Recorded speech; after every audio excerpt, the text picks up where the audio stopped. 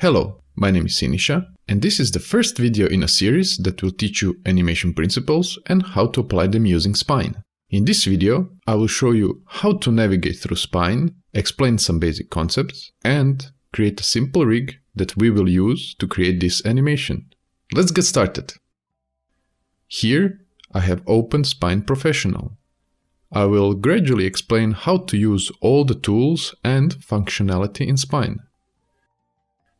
For more in-depth explanations, you can always check our Spine user guide documentation and videos. The user guide is good to find out what everything in Spine does, but doesn't explain how to apply that knowledge to build great animations. That is what this video series is for. Okay, so here on the right, we have the almighty tree view. This will be your best friend in Spine. We have many different tools on the main toolbar that we will go through one by one. The Spine menu is accessed by clicking the Spine logo in the upper left. If you want to return to the welcome screen, just press the envelope icon. Here you can find many useful resources from all kinds of different tips to the example projects. First, let's see how we move around in Spine. To zoom, place the mouse cursor where you want to zoom in and mouse wheel up. When zooming out, place the mouse cursor toward the edge of the screen where you want to see more and mouse wheel down. You actually zoom and pan at the same time. If you use a stylus, to pan, use the J hotkey, and to zoom, use the U hotkey. You can also see here on the far left a little icon where you can drag to zoom in or out. The magnifying glass button zooms to 100%, so images appear at their actual size. The box button adjusts the zoom level so the skeleton fills the editor area. If ever in doubt, you can also hover over things to get an explanation in a tooltip. You can press F1 to see the tooltip sooner. Let's import our data and start playing around. I already created a JSON file called weight and mass for this tutorial. To see how to export your drawings from Photoshop, check out the related video in the description below, which goes in depth on the topic. And there we go.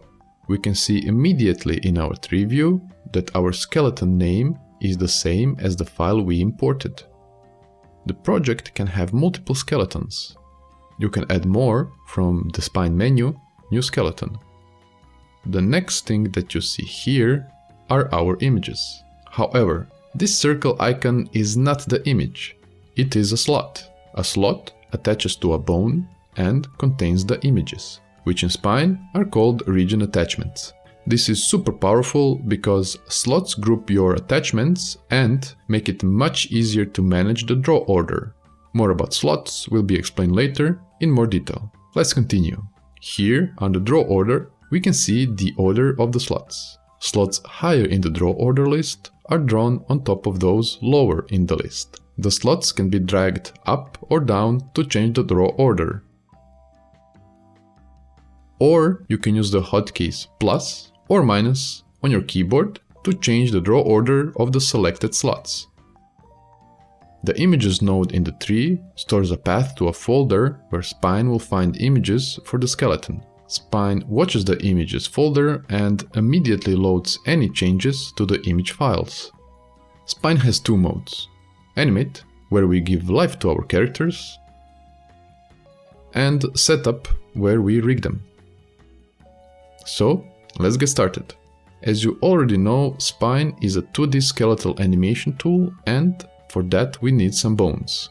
We can create the bones by clicking on the Create tool or simply pressing the N hotkey. You can click and drag in any direction to get a bone that has a length to your liking. You can also just click to create a zero-length bone. For this example, first we select the bone we want as the parent of our new bone, then hold Ctrl and select the attachments we want moved to the new bone.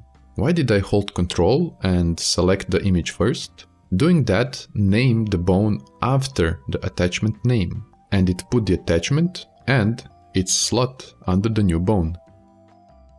You can do the same thing by creating the bone, then dragging the slot under it and manually renaming the bone. But that's tedious and you don't want to waste time, you could use animating. Remember, tidiness is super important as the character's hierarchy can get very crowded. Also, it's likely that at some point somebody else will open your project, so it's best to get in the habit of naming things so that they make sense. Let's set up the bones for each ball and for the cast shadows as well.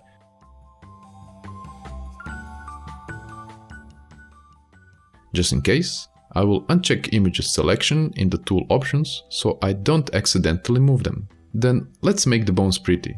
You can change the icon here and the color here. You can also select multiple bones and set all their icons at once. The same goes for color. I like to color code my bones so I can spot them at a quick glance. Don't mind my choice of color. You can put any color you like, or make them more or less transparent.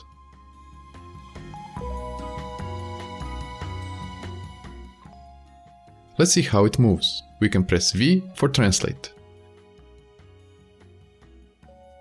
Okay, I missed the center a bit here on this shadow, but if I move the bone now, I also move the region attachment.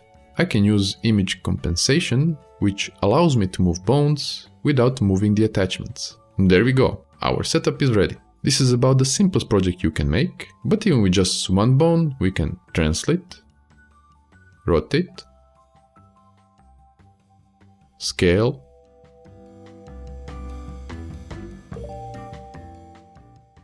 and shear any image. Now, let's jump into animation. If you're new to animation, one of the first exercises that you will ever do is a bouncing ball. Well, that is not without a reason. There is a lot of animation principles you will learn from this exercise, like timing and spacing, arcs, and squash and stretch. But before that, I would like to talk about something that is often overlooked when teaching animation. One of the biggest reasons why so many animations fall flat is weight.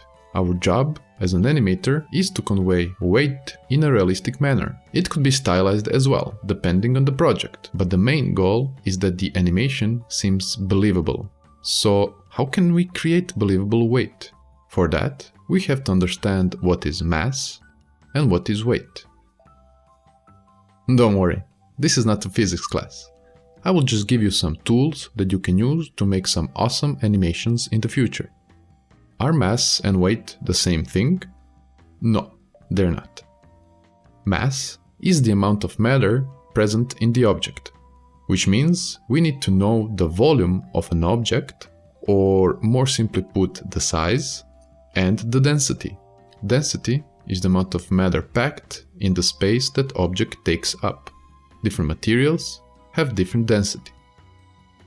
So here we have our iron ball, which has low volume but high density, and the same low volume rubber ball with medium density. Since rubber has less matter than iron, its mass is less. What is the weight then? Weight is a measure of the gravitational pull on an object. Okay, let's put it this way. Mass is constant, but the weight isn't. You will not weigh the same on the Earth and on the Moon, but your mass will stay the same. Your volume and density hasn't changed, just your weight. This is something to think about if you will ever animate a creature on an alien planet or an astronaut floating in space. Not to confuse you more, let's start looking at some examples and make sense of all this. Here we have our 4 balls. The scene is on Earth, so the gravity that we are used to observing will influence these masses. The iron ball has low volume and high density. The 2 rubber balls are made of the same material, so their volume is different, because one is bigger than the other, but their density is the same. The beach ball has high volume and low density. It's full of air, big but light. You see where I'm going with this? Knowing the size and material can help us a lot in establishing the mass or weight of an object we animate. Now, let's see how we would animate this in Spine. First, Let's go into animate mode. Okay, we see that the dope sheet appeared. Here we have a visual representation of time and the keys we will set. I always animate with auto key on, because when you animate complex characters, you don't want to pose something for a long time and then forget to press a key and lose your pose. Even though in Spine, you can retrieve a lost pose by pressing undo. Still, to not have to think about it, I just have it on all the time. The timeline shows time divided into 30 frames per second by default, though the frames per second can be changed on the playback view. I will explain some tools while animating, so let's start putting some keys. We start with the iron ball. Let's click here to disable selecting images. We don't want to accidentally move and key our images. Press the V hotkey for translate and move these balls away from each other to have a bit more space in the scene. Okay, next, let's move the iron ball in the air. AutoKey keyed this first frame. We can also key by pressing the icon or pressing the K hotkey. There we have set up our timing, which means where we placed our poses in time. We have some animation, but it looks pretty dull, because interpolation between the keys is linear, so our spacing is bad, it's equal. How do we deal with that? Easy, just go under Views and select the graph or press Alt-G. The graph shows curves representing our timing and spacing. The graph in Spine is very powerful. It has many functions and I will explain them gradually. If you never worked in a similar curve editor, check out our video in the description.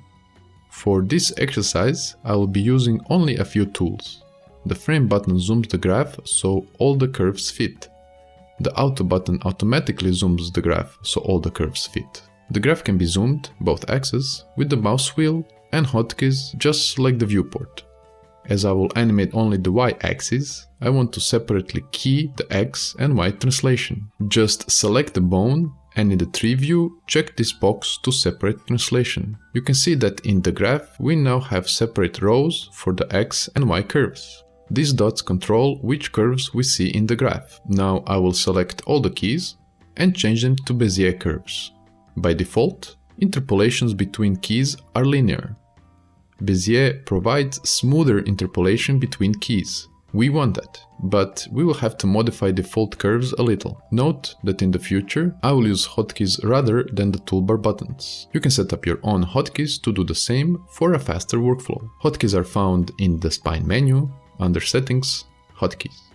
Right now, our spacing is not good, as we want our ball to speed up as it's falling. Let me turn on ghosting so you can see the motion more easily when we are manipulating the curves.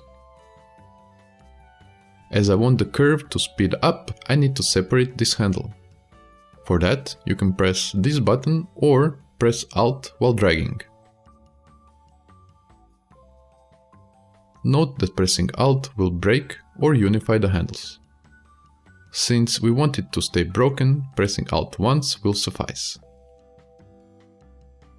Hold Ctrl-Shift to adjust the length of both handles. If you accidentally rotate the handles and you want them flat, you can enable snapping by holding Shift-Alt. Then the handles will snap to be flat.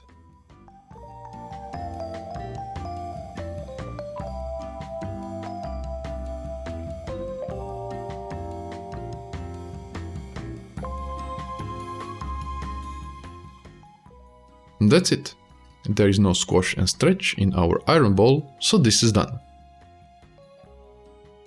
What's with this context shadow?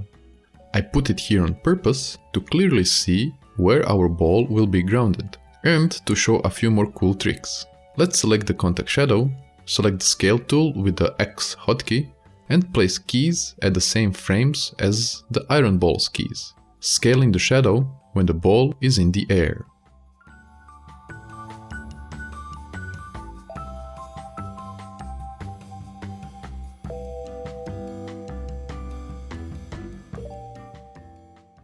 Let's key the opacity as well, so it looks like when the ball is further away, the shadow is weaker.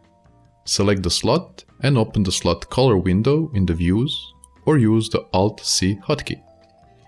Now we can key the opacity. We could also key the color, but we will not do that in this exercise.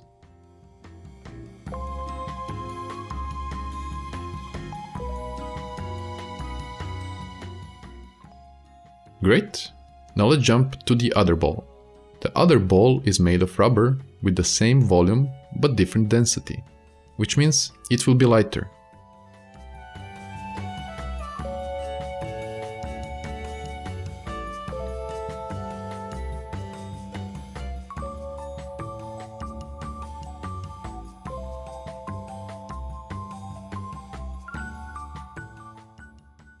We can see that our timing is different.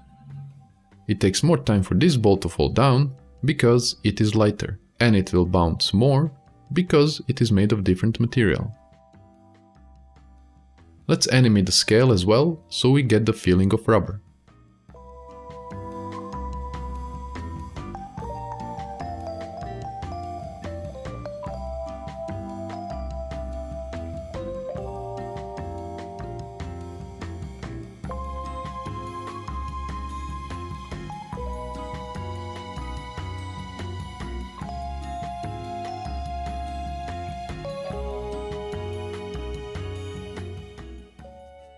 To speed up our workflow, I will copy the scale animation I did for the first bounce.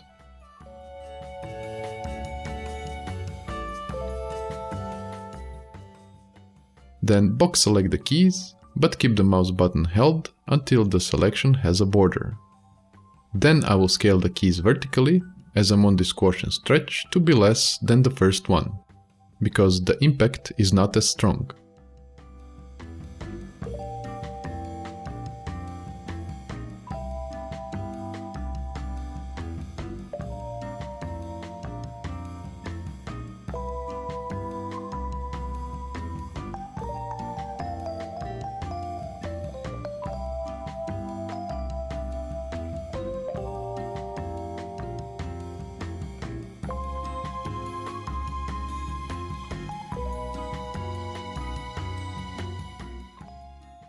The important thing to keep in mind is when we do squash and stretch is not to lose the volume of our ball. This is true for the characters as well. It's easy to overdo it and give the feeling that the ball has gotten bigger or smaller. We don't want that. We just want to get a feeling like outside forces are influencing the ball. We do the same as before for the shadows.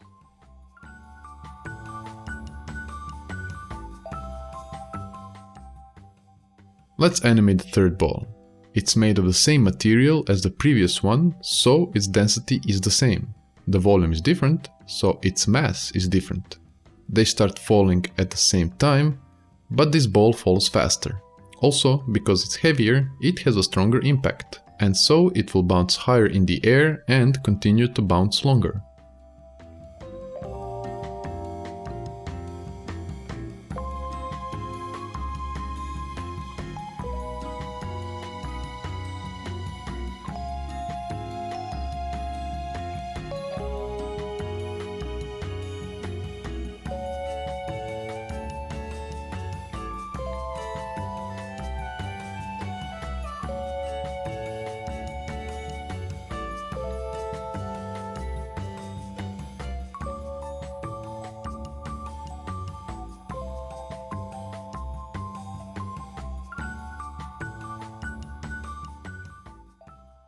Now, here's a little trick I learned from Richard Williams' book. We put a frame before an impact where the ball is already touching the ground. By observing references, this is not physically correct, but it just looks better. This gives us 2 frames of the ball in a similar position so our eye can register the impact better. As I mentioned, we are searching for believable weight. I will not do this for all the bounces, as you may notice. Also, I didn't do this for the previous ball as I felt that the timing and spacing already work well.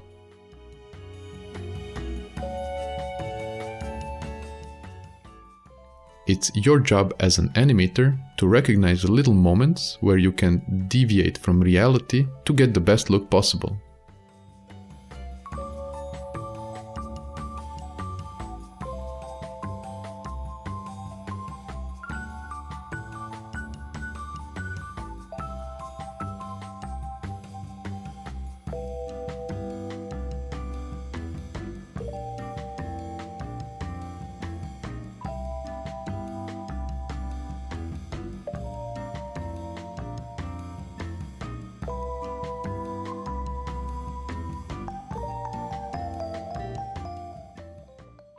Now, let's finish with our beach ball. Here we have high volume and low density, so even though this is the biggest ball, it falls the slowest. Also, it bounces less because it's filled with air, so the force gets distributed inside of the ball.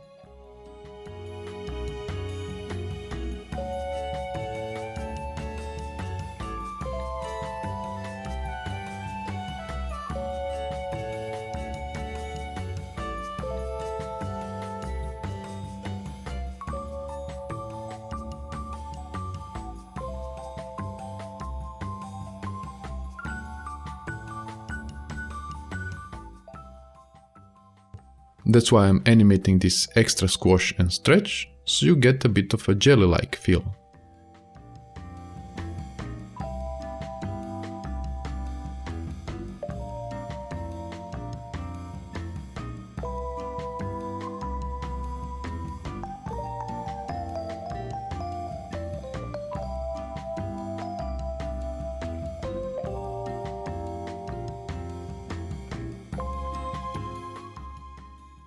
In this exercise, you've seen 4 different balls and 4 different behaviors, all because we understood from the start the volume and density of each object.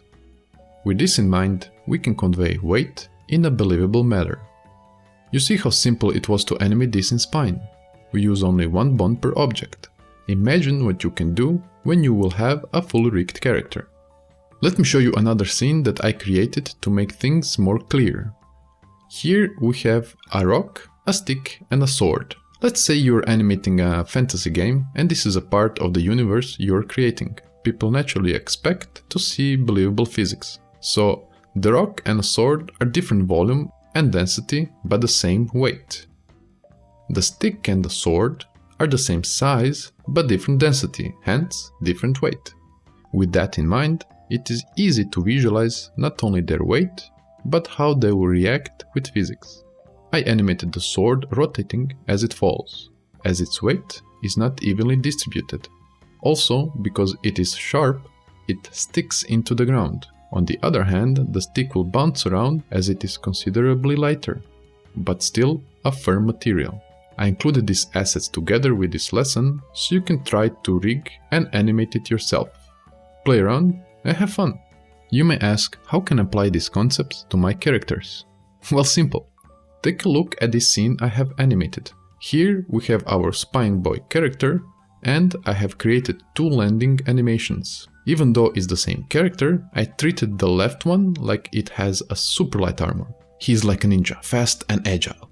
For the right one, I wanted his armor to be something like Iron Man has, heavy but mobile. They start moving from the exact same pose and they finish with the same pose, but the overall feeling is completely different. All the movement comes from the hips. They are like a motor for bipeds. So I approach the hip bone the same as we did with our bouncing ball. We will dissect biped animation and all the goodies that come with that later, but I hope this shows you the importance of this first video. In animation, and in art in general, the biggest pitfall is that you rush through the fundamental knowledge. So take your time and really understand this part. Now, with these concepts in mind, let's expand on our knowledge and in the next video we'll dive deeper into the 12 animation principles while animating an obstacle course. See you next time!